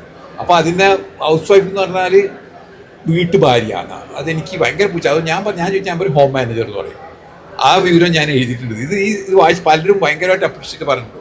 അവർക്കതൊന്നും തോന്നാത്ത ഇതൊക്കെ താങ്കൾക്ക് എങ്ങനെ തോന്നി. അതിൽ വേറെ പറഞ്ഞ കാര്യം എന്ന് വെച്ചാൽ ഇസ്ലാം എപ്പോഴും ഊന്നി പറയുന്ന കാര്യങ്ങളാണ്. നിങ്ങൾ ഏറ്റവും ഉത്തമൻ നിങ്ങളുടെ ഇണയോട് നന്നായിട്ട് പെരുമാറുന്നവരാണ്. അങ്ങനെ ഒരു ഹദീസുണ്ട്. അതായത് നമ്മളിപ്പോൾ പുറത്തൊക്കെ പോയിട്ട് നല്ല സ്റ്റൈലിൽ നല്ല ബിഹേവിയറൊക്കെ ആയിട്ട് ആൾ നടക്കും, വലിയ സ്റ്റൈലോ നല്ല മനുഷ്യരൊക്കെ. പക്ഷേ അതിലൊന്നും കാര്യമില്ല. വീട്ടിൽ കാരണം എല്ലാവരും തനി സ്വഭാവം കാണിക്കും വീട്ടിലില്ല. അപ്പം അതുകൊണ്ട് ശരിക്കും പറഞ്ഞ ഹദീസാണ്, നിങ്ങൾ ഏറ്റവും ഉത്തമം നിങ്ങളുടെ ഇണയോട്. പ്രാർത്ഥന തന്നെ റബ്ബന ഹബ് ലനാ മിൻ അസ്വാജിനാ വദുരിയാതിനാ ഖുർറത അയ്ൻ വജഅൽനാ ലിൽ മുത്തഖീന ഇമാമ. അപ്പോൾ ആ പ്രാർത്ഥന തന്നെ ഏറ്റവും അർത്ഥവർത്താണ്. അപ്പം നമുക്ക് ഇണകളിൽ നിന്നും മക്കളിൽ നിന്നും കൺകുളിർമ നൽകുന്ന തരണേ എന്നുള്ള ആ പ്രാർത്ഥന തന്നെ വളരെ ഇമ്പോർട്ടൻ്റാണ്. അപ്പോൾ ഇത് ഞാൻ പറഞ്ഞു വന്ന വിശുദ്ധ ഖുർആൻ്റെ ഓരോ വചനങ്ങളും. ഇപ്പോൾ അടുത്തിടയ്ക്ക് ഒരാൾ പറഞ്ഞ് ഈ മറ്റേ ആ സൂറത്ത് ഇന്നല്ലാഹ ലാ യുഗൈ അല്ല റബ്ബന റബ്ബി മറ്റേ വിശുദ്ധ ഖുർആൻ സൂറത്തുൽ ബഖറയിൽ പറയുന്നുണ്ട്, സൂറത്തുൽ റാഗത്തിലെ ഇന്നല്ലാഹ ലാ യുഗയ്യിറു മാ ബി ഖൗമിൻ ഹത്താ യുഗയ്യിറു മാ ബി അൻഫുസിഹിം. ഒരു ജനത സ്വയം മാറാൻ തയ്യാറാകാത്തിടത്തോളം അള്ളാഹു അവനെ മാറ്റത്തില്ലെന്നാണ്. അപ്പം ഞാൻ കുറേ തിന്മകൾ ചെയ്തുകൊണ്ടിരിക്കുന്നത്, എനിക്കൊരു മാറ്റം വരണമെന്ന് ഞാൻ തീരുമാനിച്ച അള്ളാഹു നമ്മളെ മാറ്റും. വിശുദ്ധ ഖുർആൻ്റെ ഈ വചനം ഇന്ത്യൻ പാർലമെന്റിൽ എഴുതി വെച്ചിട്ടുണ്ടെന്നാണ് പറയുന്നത്. അപ്പോൾ അത് എത്രമാത്രം ഇതാണ്. അതായത് ഓരോന്നും നമുക്കറിയാം. ആകാശത്തിന്റെ ഭൂമി ഇന്നഫി ഖൽഖി സമാവാതി വല്ലർളി വഖ്തിലാഫിൽ ലൈലി വന്നഹാരി ലആയാതിൽ ലി ഉലിൽ അൽബാബ്. ആകാശത്തിന്റെ ഭൂമിയുടെ സൃഷ്ടിപ്പിലും രാത്രിയും പകലും മാറി മാറി വരുന്നതിലും ഒന്ന് ആലോചിച്ച് നോക്കിയ, രാത്രിയും പകലും മാറി ചിന്തിക്കുന്നവന് വിശുദ്ധ ഖുർആൻ ചിന്തിക്കുന്ന എത്ര ഫക്കറും ചിന്തിക്കുന്നില്ല എന്ന് എത്ര പ്രാവശ്യം. ചിന്തിക്കാത്തതാരാ? മൃഗങ്ങളാ. അതാ പറഞ്ഞ ഒരു തമാശ അതിനകത്തുണ്ടായത്.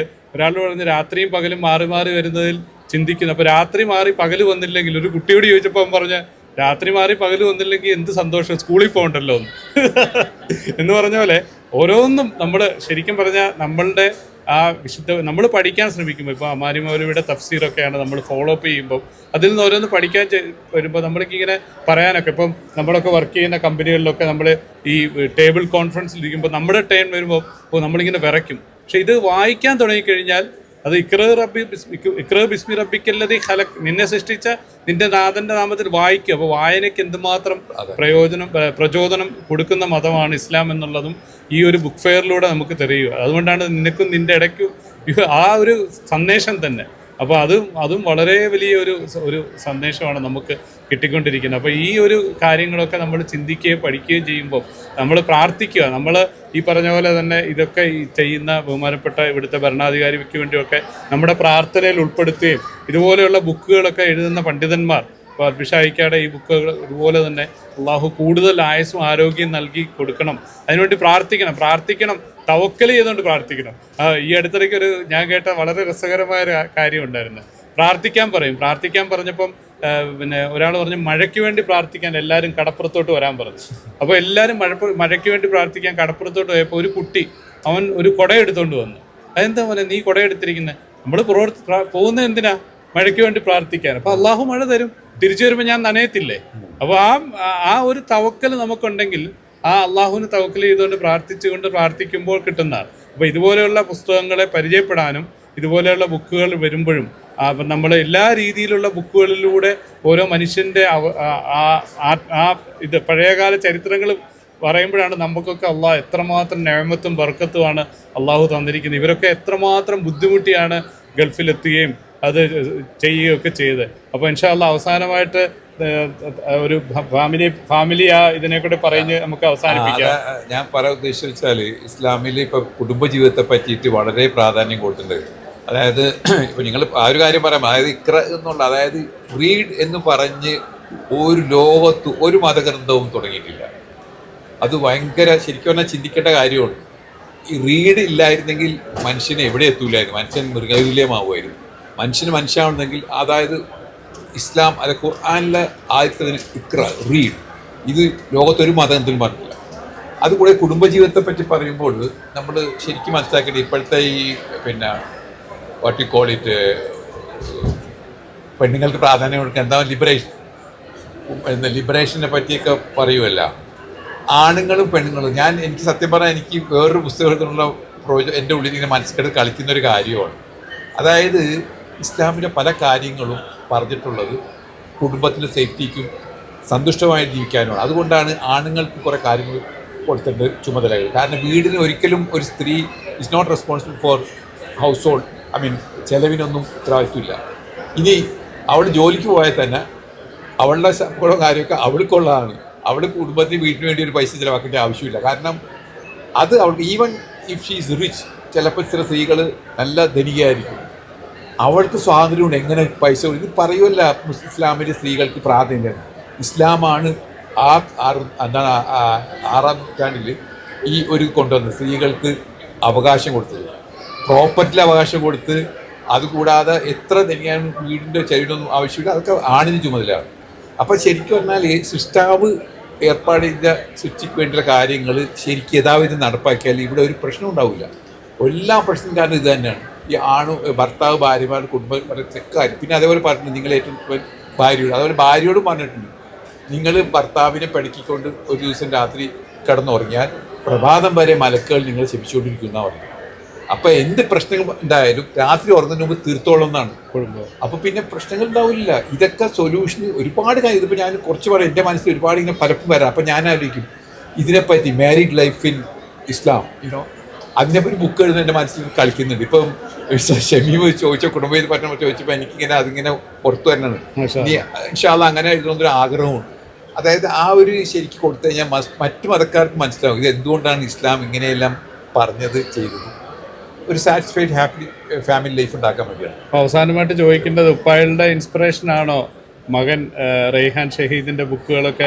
അതൊക്കെ അള്ളാഹുവിൻ്റെ അനുഗ്രഹമാണ്. നമ്മൾ ചെറുപ്രായത്തിൽ ഒരുപാട് സംഭവം. ഒരു ചെറിയ ഉദാഹരണം പറയാം. നമ്മളിപ്പോൾ മക്കളെ എൻ്റെ അടുത്ത് ഈ അടുത്ത കാലത്ത് ഒരു പണ്ഡിതൻ തന്നെ ചോദിച്ചു, പറഞ്ഞ് എൻ്റെ മോന് പറഞ്ഞൊന്നും കേൾക്കാം, പറഞ്ഞ് ബിരുദം ചെയ്യണം, ഒന്നും അനുഷ്ഠിക്കണില്ല. ഒരു റെഹാനൊക്കെ പോയിട്ട് ക്ലാസ്സിൽ വന്ന് പണ്ഡിതൻ വീട്ടിൽ വന്നപ്പോൾ ഇങ്ങനെ ചോദിച്ച് എന്ത് ചെയ്യണമെന്ന്. അപ്പോൾ ഞാൻ പറഞ്ഞു കൊടുത്തു, കുട്ടികൾ ചെറിയ പ്രായത്തിൽ പൊതുവേ വിപരീതമായിരിക്കും അവർക്ക്. നമ്മൾ പറഞ്ഞാൽ അപ്പം തിരിച്ച് പറയണമെന്ന് ഞാൻ പറയും. അപ്പോൾ അവനോട് ക്ലാസ് അവിടെ എടുക്കലേ എന്ന് പറഞ്ഞാൽ അവനെ എടുക്കും, അത് പറയാം. പക്ഷേ പിന്നെ ബാക്കി കാര്യങ്ങളിൽ നമ്മളൊരു റോൾ മോഡലാണ്. കുട്ടികളെ ഉപദേശിക്കുകയല്ലേ വേണ്ടത്. You live with them and show dum എങ്ങനെയാണ് ജീവിക്കുന്നത് നമ്മൾ കാണിച്ചു, നമ്മൾ റോൾ മോഡലായിട്ട് ജീവിക്കുക. ഉദാഹരണത്തിന് റെഹാനെ ഫറാനെയൊക്കെ ചെറുപ്രായത്തിൽ തന്നെ പള്ളി കൊണ്ടുപോകാം, ഒന്നിച്ച് ഇല്ല, മുമ്പിൽ സെഫിലിരിക്കുക. ഒരിക്കലും ഒരു രസകരമായ സംഭവം ഉണ്ടായി അബുദാബിയിൽ വെച്ച്. റെഹാൻ വളരെ ചെറുതാണ്, അവൻ അന്ന് 3-4 വയസ്സിൻ്റെ ഒക്കെ ഉണ്ടാവും. അപ്പം എപ്പോഴും മുമ്പിൽ സെഫിൽ പോയിരിക്കണം. ഞാൻ ഒരിക്കലും ഒപ്പം കയറിയത് ഒരു ജുമാക്ക് നമ്മൾ പൊതുവെ വളരെ നേരത്തെ പോകും, 1 മണിക്കൂർ മുമ്പ്. അവിടെ സ്കൂത്തർ കാഫ് അവിടെ തന്നെ മുതലാണ്. ഒരു പ്രാവശ്യം ഇതേപോലെ കയറിയപ്പോൾ ശരിക്കും ബാങ്കിയിരിക്കണം, മുതലിരിക്കേണ്ട ആ സീറ്റിൽ കയറി പോയി. എനിക്ക് പറയാനും പറ്റില്ല. അപ്പം പിന്നെ മോശമല്ല, ഞാൻ മാറുന്ന പറഞ്ഞാൽ അമ്പിയായിരിക്കും എന്താ മുമ്പിൽ ഇപ്പോൾ വന്നൊരു മുമ്പിൽ നിന്നിട്ട് എന്നെ മാറ്റാന്ന് വിചാരിക്കും. ഞാനൊന്നും പറഞ്ഞില്ല. നിസ്കാര സമയമായപ്പോഴത്തേക്കും ആഘോഷക്കാളൊന്നും എന്നെ പിടിച്ച് നേരെ പുറകോട്ടായി. അപ്പം ഞാൻ ഫസ്റ്റ് ഇരിക്കുന്നത് എനിക്ക് ഭയങ്കര വിഷമമായി. കാരണം നേരത്തെ വന്നിട്ടാണ് പോയത്. ഞാൻ പിന്നെ എന്ത് ചെയ്ത് ഇവൻ്റെ മുഖത്തൊക്കെ എനിക്ക് മനസ്സിലാവുന്നുണ്ട് എന്നാകേണ്ടത്. ഞാൻ ഫ്രണ്ടിൽ നിന്നിട്ട് അടുത്ത ആളെ തിക്കിയിട്ട് അവനെ പതുക്കെ പിടിച്ച് എൻ്റെ അടുത്തോട്ട് നിർത്തി. ശരിക്കും പറഞ്ഞാൽ പറഞ്ഞിരിക്കുന്ന ഇസ്ലാമിലെ സുന്നത്ത് കുട്ടികൾ വന്നാൽ കുട്ടികൾ പുറകിലാണ് നിൽക്കേണ്ടത് ശരിയാണ്. പക്ഷേ കുട്ടികൾ വന്ന് മുമ്പിൽ ഇരുന്നാൽ അവരൊരിക്കലും നിങ്ങൾ പുറകോട്ടാക്കരുത്. ഇൻസ്പിറേഷൻ അല്ല. കാരണം അത് ശരിയല്ലല്ലോ, അവർക്ക് പിന്നെ അത് പോവില്ലേ. അതായത് സഫിൻ്റെ പ്രാധാന്യം പറയുന്നു, ആദ്യം വരുന്ന പ്രാധാന്യം ഇതൊക്കെ പറഞ്ഞിട്ട് നിങ്ങൾ തന്നെ കൊച്ചു മാറ്റിയല്ല. അപ്പം അതിൻ്റെ ഉദാഹരണം ഇന്ന് ഫജറിന് സത്യം പറഞ്ഞാൽ പള്ളിയിൽ പോയപ്പോൾ ഇതേപോലെ ഫസ്റ്റ് സ്റ്റെപ്പിൻ്റെ പുറയിലാണ് റെഹാൻ നിൽക്കണം. ഞാനും ഇപ്പുറത്തി, കാരണം ആൾ വന്നിരുന്നു, ഞങ്ങൾ ചെല്ലുമ്പോൾ ഏതാണ്ട് സമയം എടുത്തു അത്. അപ്പോൾ റെഹാനും ആ മുഖത്തിരിക്കുന്ന തൊട്ട് പോകാനിരിക്കുന്നത്, ഞാൻ എൻ്റെ ഇപ്പം ഇരിക്കുന്നത്. പാമ്പത്ത് കൊടുക്കാതെ അതിന് മുമ്പിൽ അറബി വന്നിട്ട് റെഹാൻ പറഞ്ഞു, നീ അങ്ങോട്ട് കയറിയിരിക്കണം. ഒന്ന് ആലോചിച്ച് നോക്കി. ഞാൻ കാണുന്നത് അവന് ഓർമ്മയിട്ടത് മുഖത്തിൻ്റെ സെയിം സ്ഥലമുണ്ട്, നീ അവിടെ കയറിയിരിക്കുന്ന ഡയറക്ഷൻ എടുത്തിട്ട് അങ്ങോട്ട് പോകും. ഇപ്പുറത്ത് ഞാനും കയറിയിരുന്നത് അതുപോലെ തന്നെ. അപ്പോൾ ഒന്ന് ആലോചിച്ച് നോക്കിയേ അള്ളാഹുവിൻ്റെ ഓരോ നിമിത്തങ്ങൾ. അപ്പം തന്നെ ഞാൻ ഓർമ്മയുണ്ടായത്. ഞാൻ പറഞ്ഞു എന്തായാലും അൽഹംദുലില്ലാ വളരെ സന്തോഷമുണ്ട്. നമ്മളുടെ സമയം അവസാനിച്ചിരിക്കുകയാണ്. അപ്പോൾ എന്തായാലും ഇത് വളരെ വിലയേറിയ കുറേ നിർദ്ദേശങ്ങളും ഒക്കെയാണ് നമ്മളുടെ ഈ പുസ്തകത്തിലുള്ളത്. അതെ, തീർച്ചയായിട്ടും അതെല്ലാവരും വായിക്കുകയും നമ്മളുടെ എന്തൊക്കെ മാറ്റങ്ങൾ നമുക്ക് വരുത്താൻ പറ്റും നമ്മുടെ ഉമ്മായോടുള്ള അല്ലെ നമ്മുടെ മാതാപിതാക്കൾ അവരോടൊക്കെ ഉള്ള എല്ലാ കുറേ കാര്യങ്ങൾ, കുറേ അനുഭവങ്ങൾ ആണ് നമ്മൾക്ക് പകർന്നു നൽകിയിരിക്കുന്നത്. ഇനിയും അടുത്ത ചൊവ്വാഴ്ച റെയ്ഹാൻ ഷഹീദിൻ്റെ ബുക്കിൻ്റെ ലോഞ്ചിങ് ഇവിടെ ബുക്ക് ഫെയറിൽ തന്നെ ഉണ്ട്. അതുകൂടാതെ നമുക്ക് എല്ലാവർക്കും അറിയാവുന്ന പോലെ തന്നെ ശനിയാഴ്ച ചിൽഡ്രൻസ് ഇൻ്റർനാഷണൽ കോൺഫറൻസ് ഇവിടെ നടക്കുകയാണ്. അപ്പോൾ അതുകൂടെ ആ ഒരു മെസ്സേജ് ഇവിടെ പറയുകയാണ്. നമ്മുടെ കുട്ടികൾക്ക് നേരത്തെ പറഞ്ഞ പോലെ നമ്മൾ പകർന്നു കൊടുക്കുന്ന ഏകദേശം 4000-5000 കുട്ടികൾ ഒന്നിച്ച് ആ കുട്ടികൾക്ക് അവരുടേതായ ആങ്കറിംഗ് ഒക്കെ നടത്തി അവർക്കുള്ള പാർട്ടീസ് 3 മണിക്കൂറാണ്. ഈ ഇവിടുത്തെ ഷാർജ ഇൻ്റർനാഷണൽ ബോൾ റൂം എന്ന് പറയുന്നത് ഏറ്റവും മനോഹരമാണ്. അവിടെ രാവിലെ 10 മണി തൊട്ട് 1 മണി വരെയാണ് ആ കുട്ടികൾക്ക് വേണ്ടി. അപ്പോൾ അതിലൊക്കെ എല്ലാവരും പങ്കെടുക്കുകയും ഇതുപോലുള്ള നന്മകളിൽ നമുക്ക് പങ്കെടുത്തുകൊണ്ട് തന്നെ നമുക്കങ്ങനെ ആ ഒരു നന്മയിൽ പങ്കെടുത്തുകൊണ്ട് മരിച്ചു പോകണമെന്നുള്ള ആ ഒരു ആഗ്രഹമാണ് നമുക്ക് എല്ലാവർക്കും ഉള്ളത്. അത് മാത്രമേ ഉള്ളൂ. ഏത് നിമിഷമാണ് മരണമെന്ന് നമുക്ക് ആർക്കും അറിയത്തില്ല. ആ മരണം എത്തുമ്പോൾ നമ്മൾ അൽഹംദുലില്ലാ കുറേ നന്മകൾ ചെയ്തു വെച്ചിട്ട് നാളെ സദക്കത്തും ജാരിയായി നമ്മുടെ ഖബറിലേക്ക് കിട്ടാൻ വേണ്ടിയാണ് നമ്മളിതൊക്കെ ചെയ്യുന്നത്. നേരത്തെ പറഞ്ഞ പോലെ മക്കൾ അവരുടെ പ്രാർത്ഥന, അവർ നമുക്ക് റബ്ബി ഉഫല്ലി വലിവാലിദൈ റബ്ബി റഹ്മുഹുമ കമാ റബ്ബയാനി ആ പ്രാർത്ഥനയൊക്കെ നമുക്ക് വേണ്ടി അവർ പ്രാർത്ഥിക്കണമെങ്കിൽ നമ്മൾ റോൾ മോഡലായി മാറുക എന്നുള്ളതാണ് ഷഹീദിക്കയുടെ ഏറ്റവും വലിയൊരു മെസ്സേജ്. അല്ലാതെ നമ്മൾ രാവിലെ കിടന്നുറങ്ങിക്കൊണ്ട് നീ പള്ളിയിൽ പോകണമെന്ന് പറയുന്ന ഒരു മെൻറ്റാലിറ്റി അല്ലാതെ നമ്മൾ അവരെ കൈ പിടിച്ചുകൊണ്ട് പോയി നമ്മുടെ എല്ലാ പ്രവർത്തനങ്ങളും എല്ലാ നന്മയിലും ആ മക്കളെയും കൂടെ കൂടുക. അപ്പോൾ ആ മക്കൾ നമ്മൾ പറയുന്ന രീതിയിലൊക്കെ വളർന്നു വരും. അപ്പോൾ ആ ഒരു മെസ്സേജൊക്കെ ഈ ഒരു ബുക്കിലൂടെ നമുക്ക് കിട്ടിയിട്ടുണ്ട്. എന്തായാലും ഞങ്ങളുടെ ഇന്ന് വിസ്ഡത്തിൻ്റെയും പീസ് റേഡിയോയുടെയും ഇത് പീസ് റേഡിയോ നമുക്കെല്ലാവർക്കും അറിയാം ഏകദേശം 36 ലക്ഷം പേർ ലൈവായിട്ട് വേൾഡ് വൈഡ് കേൾക്കുന്ന റേഡിയോയാണ്. നമ്മളുടെ മൊബൈൽ ഫോൺ എടുത്തിട്ട് നമ്മൾ ആൻഡ്രോയിഡ് ആണെങ്കിലും ഐഫോൺ ആണെങ്കിലും പീസ് റേഡിയോ ഒന്ന് നമ്മൾ അടിച്ചു കഴിഞ്ഞാൽ അപ്പോൾ നിങ്ങൾക്ക് കിട്ടും. അത് ഇഹലോകവും പരലോകത്തെയും പറ്റിയുള്ള ഇപ്പോൾ ഈ ഒരു കാര്യം കൂടെ പറയാം. ഇപ്പോൾ SIR ഈ ലേറ്റസ്റ്റ് നമ്മളെല്ലാവരും ഫേസ് ചെയ്യുന്നൊരു വിഷയമാണല്ലോ ഇപ്പോഴത്തെ ഈ വോട്ടേഴ്സ് പട്ടികയുടെ. അതുപോലും TK അഷ്റഫിൻ്റെ വിശദീകരിച്ചുള്ളത് നമുക്ക് അതിലൂടെ ഒക്കെ കിട്ടും. അപ്പോൾ പീസ് റേഡിയോ കേട്ട് കഴിഞ്ഞാൽ തന്നെ നേരത്തെ പറഞ്ഞ പോലെ ഹൗസ് മാനേജർക്കുള്ള ഏറ്റവും വലിയൊരു ഫ്രണ്ടായി മാറും പീസ് റേഡിയോ. ആ പീസ് റേഡിയോ ഇന്ന് 4 ലക്ഷം പേർ ഡൗൺലോഡ് ചെയ്ത് കഴിഞ്ഞിട്ടുണ്ട്. അപ്പോൾ ഇത്രമാത്രം ഒരു ഇൻ്റർനെറ്റിൽ റേഡിയോ ഇത്രയും ചരിത്രം സൃഷ്ടിച്ചത് ആദ്യമായിട്ടാണ് കേരളത്തിൽ നിന്ന് പെരിന്തൽമണ്ണയിൽ. ആ റേഡിയോയുടെ സ്റ്റുഡിയോയിലാണ് ഞങ്ങൾ ഇരിക്കുന്നത്. അൽഹംദുലില്ലാ ഇത് ഒരു കാരണവശാലും ഇതിന് ഒരു കൊമേഴ്സ്യൽ ബെനിഫിറ്റും ഇല്ല. ഇതിൻ്റെ എല്ലാം ബെനിഫിറ്റ് ഞങ്ങൾക്കെല്ലാം വേണ്ടത് നാളെ ഞങ്ങൾക്ക് എല്ലാവർക്കും ജന്നാത്തുൽ ഫിർദൗസിൽ എത്തണം. ഈ ചെയ്ത നന്മകൾ കൊണ്ടും ഈ ബുക്കിലൂടെയും ഈ പറഞ്ഞ വാക്കുകളിലൂടെയൊക്കെ അള്ളാഹു നമ്മളിൽ നിന്നൊക്കെ സ്വീകരിക്കട്ടെ. വാഖിർ ദഅവാന അൽഹംദുലില്ലാഹി റബ്ബിൽ ആലമീൻ. അസ്സലാമു അലൈക്കും വറഹ്മത്തുള്ളാഹി വബറകാതുഹു. വഅലൈക്കും അസ്സലാം വറഹ്മത്തുള്ളാഹി വബറകാതുഹു.